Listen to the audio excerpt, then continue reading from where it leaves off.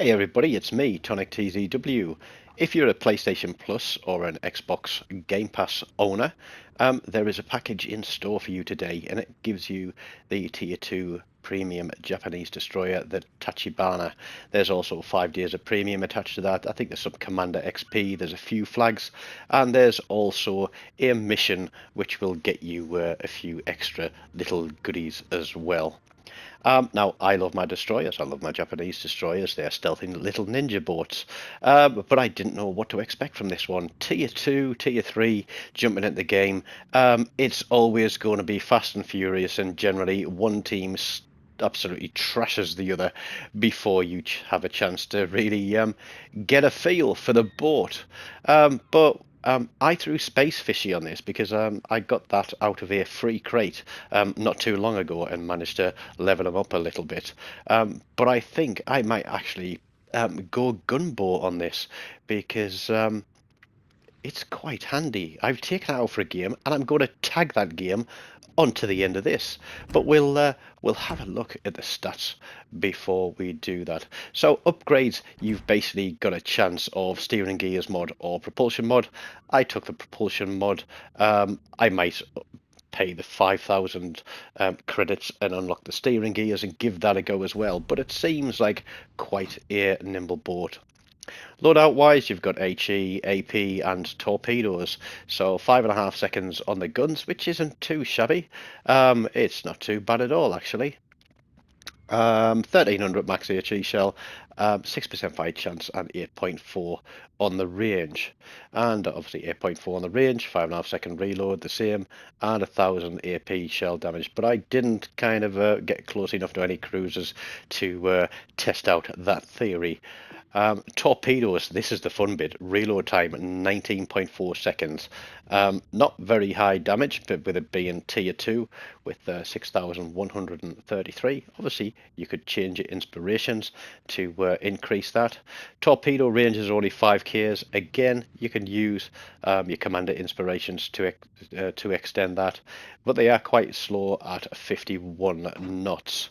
Survivability. I mean, when you look at a tier 2 ship, what do you expect? 7,000 hit points. So you could potentially take a torpedo from yourself and just about survive that one.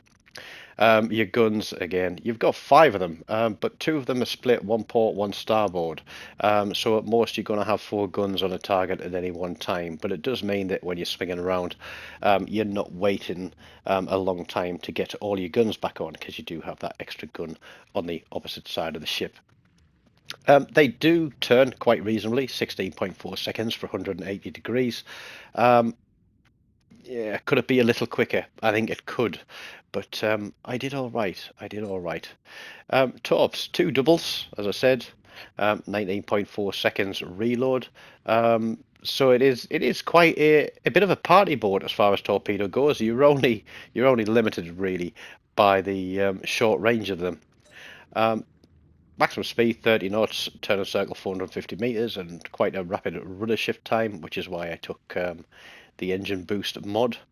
And concealment, you're down to 4.3 Ks, and guaranteed detectability by air, which is always important in a destroyer, is 2.5 kilometers. And obviously, if you're in smoke or a ship is pushing you hidden behind a bit of rock, then you're guaranteed to be picked up at 2 Ks. Armor-wise, non-existent. You may as well be sailing around in a piece of origami, because, like all destroyers, you don't really have a lot to save you apart from your moves and your stealth. So there we go. It has good concealment. It is very stealthy. It has modest guns, low caliber. But I actually had a decent run in this. So without further ado, let's cut in the video and I'll talk you through the game. So here we are. As you can see, we've got mostly tier 3 big ships. We've got a carrier and we've got a few tier 2 destroyers. I'm just going to adjust the living room furniture so I can sit more comfortably. So here we go. It's the first game. I hadn't taken this out in AI at all. I decided to just jump straight into a standard match, which could have been a terrible mistake. But I'm just checking there for my concealment, my top ranges, and we're gonna push straight into the cap. We're gonna do the destroyer's job of spotting, capturing, killing, and what I'm going to do a little bit in this game is a bit of running around as well, because there is a ship out here that I don't really want to tangle with, and that is the Tier 3 American destroyer, the Clemson. But as fate would befall me, we are going to run into him, and we're going to play sensibly. We're going to play a tactical retreat, which is a little bit like what the Russians are doing in Ukraine at the moment. They are regrouping and reconsolidating. But we've got planes straight overhead, and honestly, carriers are the bane of a destroyer's life in this game. It is a royal pain in the backside, especially when you don't have anything to really counter them by ways of anti-aircraft fire. But we are tracking a ship coming round behind this island. We're pinging the map, telling people where it is. I'm hoping that cruiser's going to have his guns over covering us. And I thought, oh, that's good. We've got quite a few torpedoes there and a wide arc. And then I realised that I actually had them set at the wide arc and not the narrow arc, and I was like, oh, there's only 2 sets of 2. But then again, we have got a 19-second reload, so let's get on the guns and see if we can distract him so he runs into those. We get a couple of hits on him, we're going to stay on the guns, and we are going to kite back from this cap point, and we're going to stay on him with guns the whole time.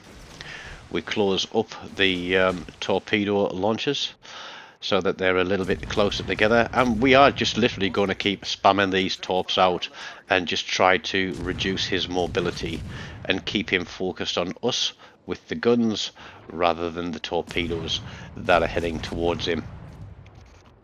And I think, yeah, we got him here, we got him here, we got him. No, we don't have him here. It just missed him. So now we're going to turn back towards him, pop our smoke, and we're going to go guns on him still, because he's been shooting his guns. There's a cruiser there, which means that he's spotted, and I'm not, which is a clever little thing to do. Now I imagine that he's going to run down my smoke, so again, we're just putting torpedoes down to sort of restrict his movement. I think he's more than aware of that. He seems like quite a reasonable DD player, but we are just going to steer guns. He's on fire, we're waiting for the reload, and we pick up our first kill of the game. So we drop out of the smoke screen and turn around. We see that there is a smoke screen on cap, and that is definitely not our destroyer, which means that there's a red team out there. But we're going to push in and we're going to try and help this cruiser. Red team have pushed hard on ACAP, and I think they've actually got a destroyer nearly all the way through there. And as you see, I'm quite close to the edge of the map, and that kiting out did take me away from ACAP quite some way. Our carrier is just flying his planes down the side of the map. I think he's more interested in throwing his aeroplanes away at red team's carrier than he is in spotting anything on the map and helping the team. And I'm saying, you know, let's hit that guy. He's obviously pushed through the cap. He's a risk to the carrier because he can push through and break through. And there we go. There is Mr. Clemson, and I'm asking the cruiser to focus him, but he's focused on the other cruiser at the moment. I have no doubt that Clemson has turned to put torpedoes on. And as I said, I don't really want to tangle with him. I haven't got a smoke screen available, and I know that he can really, really outgun me if he wants to. Well, if he was a capable DD player, he would very, very quickly gun me down. I think the only thing that might save me is the low profile of this ship. I really do want to take shots at that guy. The cruiser is pushing in. I'm just thinking, is he going to turn? I've only got 5Ks on these, remember, and he's getting very close. But just in case he's going to turn into the island, we're thinking of putting them there, and then no, we slap the other set across there as the Clemson's torpedoes come out against us. We get some shots onto the cruiser, and then we get onto the Clemson, and he is going to return the favour by shooting at us as well. But with a new ship, first time out, you're trying to gauge the shots, you're trying to gauge the torpedo speed, and we gauged that one quite nicely with our cruiser, which means that Mr. Clemson is on his own. But I'm very aware that there is a cruiser and a destroyer pushing down for our carrier. I am still spotted, so I need to drop detection there. And then I'm thinking we need to push this cruiser and try and get him out of the way. But it's difficult to get close. There's a very small margin between torpedo range and detectability. But we are going to push. We are going to see what we can do. We're looking for the torp launch, and we're going to spam them out there. Now, our carrier is obviously fairly new to the game because he's done the thing that all new carriers do. He's reversed to the back of the map. His engines are in full reverse against the back of the map, and he's not even really reacting to the fact that there is at least one ship, probably two, pushing in on him. And if I was him, I would be running for the life of me and not allowing that cruiser to get as much damage off me as he is doing. Now, I don't know if the Tenryu's got sonar, but he seemed to spot those torpedoes coming from a very, very long way away. We spot Mr. Clemson pushing across as well, and I've realised that we are really starting to lag behind in points. We are lagging behind in ships. It is 5 players 4, or it drops to 4 players 4 now. I've given up on our carrier actually being able to survive this one, and decided that I'm going to turn around and get onto the caps and see if we can push this Clemson out a little bit further. He has got a game head on him, because he is going to do something very, very smart, knowing that the majority of red team are across on this side of the map. We spot this low health Romulus, and we're thinking about getting some guns onto him and trying to lead him, thinking floaty shells. We'll get them across there and try and deal with him. And I was thinking we have got another destroyer in this game, but I was trying to figure out where he was. And I then realised he's gone all the way through the map to the other side, and he's gone to kill red team's carrier. Now that is normally an unforgivable thing, just to push straight through, ignore everything and go and kill a carrier, because that's not what it's about. I'm planning a YOLO run here on this Tenryu, thinking between me and the cruiser we can probably get rid of him. But the cruiser takes care of him, and that was a pretty solid job on him. And there we go, red team's carrier has disappeared. So I guess we can forgive that DD for going through, because he's probably saved us a spot of bother now. And now all we need to do is find the Clemson and take probably all the caps, because we're down on points by, what, we're down 50 points at the moment. So we do need to get into the caps. Initially I think about running a cap, but looking at the distance I'm thinking that that other DD, he can push in, take that cap. I'll push in to B cap, and without an engine boost, and to be honest, this takes forever. But I do fire my guns and I'm not detected, which means that that Clemson is well outside of my detection radius for firing my guns, and as if by magic he starts turning C cap. So knowing where he is now, I know that I am safe to push into B cap.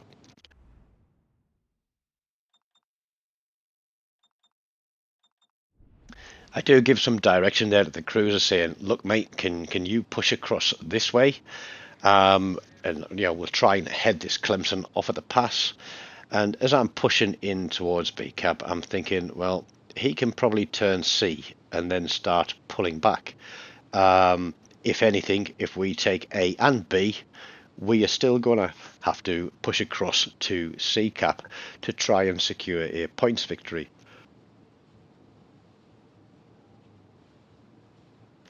As I said, the Clemson can very much outgun me. The guy who is the captain of this one appears to have been very competent in the way that he's played the ship. He seems to have a good understanding of what he needs to do to win this game, and knowing that I am likely to be the ship that bumps into him first, I'm not feeling 100% confident in this one, because he has turned C cap, and that could mean that he is already on his way back, and I'm not even on B cap yet. As soon as he touches this cap, he knows I'm here, and that is going to make it very easy for him to push in and try and kill me. I'm not going to win in a gunfight against a Clemson. Or am I? Because he's obviously a very skilled DD player, but I class myself as quite a skilled DD player.